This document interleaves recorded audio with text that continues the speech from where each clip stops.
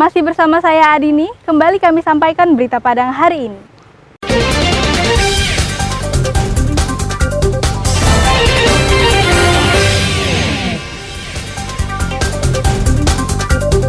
Petugas pemadam kebakaran Kota Padang Selasa malam menangkap 2 ekor ular sanca sepanjang 3,5 meter.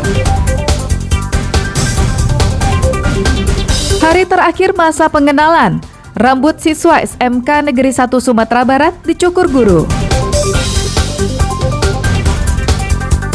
Di mediasi Kejaksaan Negeri Pariaman, tersangka kasus penganiayaan berdamai dengan korbannya.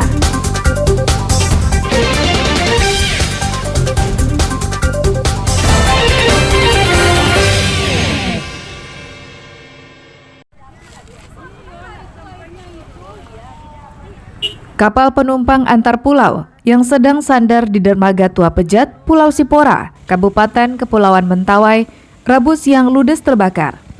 Kapal tersebut, kapal kayu bernama KM Bariloga. Kapal tersebut bersebelahan dengan kapal patroli milik Kantor Pencarian dan Pertolongan Mentawai. Dengan peralatan yang ada di kapal SAR tersebut, kobaran api berusaha dipadamkan. Tidak ada korban jiwa akibat peristiwa ini. Sementara penyebab kebakaran masih dalam penyelidikan. Hingga Rabu sore, belum ada keterangan resmi dari otoritas Pelabuhan Tua Pejat terkait kebakaran kapal ini. Dulunya, kapal ini merupakan kapal penumpang yang menghubungkan masyarakat Sikabaluan, Siberut, dan Sioban. Menurut informasi yang berhasil dihimpun di lapangan, kapal milik Pemda Mentawai ini sudah lama tidak dioperasikan dan hanya tertambat di dermaga Tua Pejat. Beni Eka Putra melaporkan dari Mentawai.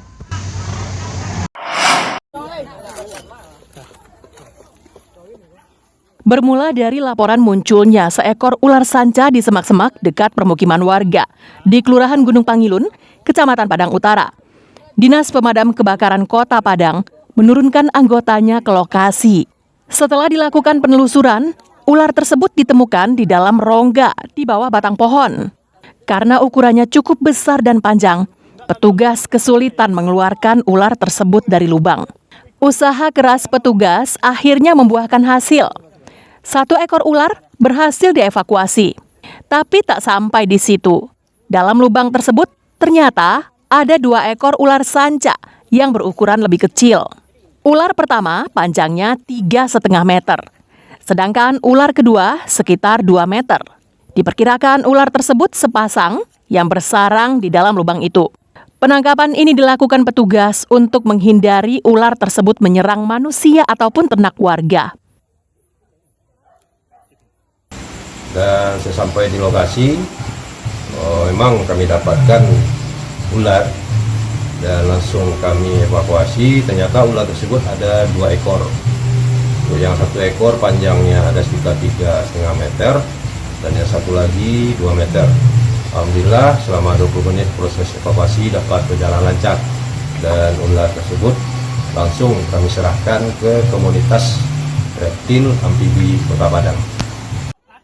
Selanjutnya, sepasang ular sanca tersebut akan diserahkan pada komunitas reptil dan amfibi yang ada di Kota Padang untuk dilepas liarkan di kawasan yang jauh dari permukiman warga.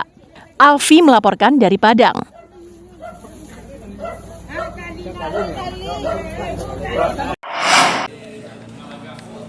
Hari terakhir masa pengenalan sekolah di SMK Negeri 1 Sumatera Barat ditandai dengan pencukuran siswa baru. Pasalnya, rambut para anak didik ini panjang dan tidak rapi. Masa pengenalan lingkungan sekolah yang terletak di Lubuk Linta, Kecamatan Kuranji, Kota Padang ini telah dilaksanakan sejak Senin lalu. Rabu ini merupakan hari terakhir masa pengenalan bagi 540 lebih peserta didik baru. Selama MPLS, sekolah mengenalkan peserta didik baru tentang profil sekolah, guru sesuai dengan bidang studi, serta cara belajar dan tata tertib sekolah. Kepala sekolah meminta peserta didik baru untuk mengikuti semua peraturan sekolah, salah satunya kedisiplinan. Sebab di SMK 1 Sumbar, selain diajarkan teori, para pelajar juga akan mempraktekkan ilmu yang didapat di laboratorium yang telah disediakan. Alhamdulillah total kuota kita terpenuhi semuanya sebanyak 540 orang. uang untuk 12 konsentrasi keahlian. Berapa rombel itu Pak? Yaitu sekitar 15 rombel. SMK Negeri 1 Sumbar menerima 540 siswa baru yang terdiri dari 15 rombongan belajar. Sekolah ini mempunyai 12 jurusan. Teknik elektro dan teknik mesin merupakan jurusan favorit di sekolah ini. Dari Padang, Robiha melaporkan.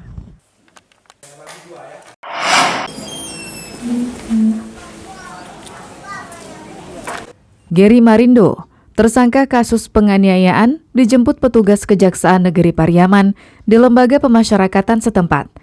Gary mendekam di lapas ini sejak sepekan yang lalu. Begitu keluar dari lapas, Gary langsung sujud syukur. Selanjutnya dia dibawa menuju kantor Kejaksaan Negeri Pariaman untuk mengikuti prosesi perdamaian dengan korbannya. Mediasi ini dilakukan Kejaksaan Negeri Pariaman. Kegiatan ini juga dihadiri oleh keluarga masing-masing. Dalam kasus ini, Kejari Pariaman menerapkan restoratif justice atau penyelesaian perkara di luar pengadilan. Restoratif justice ini dilakukan atas adanya kesepakatan tersangka dan korban bernama Joni Saputra. Sebelumnya, Gary dikenai pasal 351 ayat 1 KUHP tentang penganiayaan berat. Perdamaian ditandai dengan penandatanganan berita acara dan pembukaan rompi tahanan, serta saling bersalaman dan saling berpelukan. Keduanya sepakat akan kembali hidup damai seperti sebelum terjadinya penganiayaan tersebut.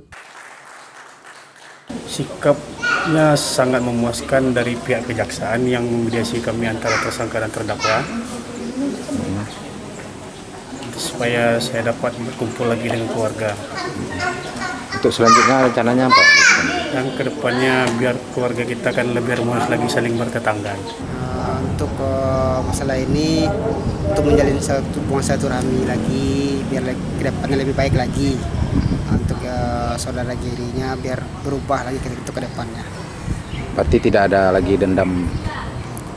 Tidak ada lagi. Dengan restoratif justice, kasus penganiayaan yang terjadi di Lubuk Alung, Kabupaten Padang Pariaman, dapat diselesaikan dengan perdamaian kedua belah pihak yang dimediasi oleh pihak kejaksaan. Dengan adanya upaya perdamaian melalui restoratif ini, mereka akan menjalani kehidupan sebagai tetangga yang sepadan dalam harmoni dalam kehidupan di masyarakat. Tidak ada lagi dendam di antara mereka, sehingga kemudian mereka dapat hidup secara damai. Penganiayaan terjadi pada tanggal 23 Oktober tahun lalu di Korong Kampung Tarandam, Negari Balahilia, Kecamatan Lubuk Alung. Penyebabnya, orang tua tersangka meletakkan sampah di warung keluarga korban, membuat korban marah dan menganiaya hingga korban mengalami luka-luka. Penerapan restoratif justice di Kejaksaan Negeri Pariaman ini merupakan penerapan yang ke-7 di Sumatera Barat, setelah Kejaksaan Negeri Pesisir Selatan menerapkannya pertama kali pada akhir Oktober tahun lalu. Egi Rafki melaporkan dari Pariaman.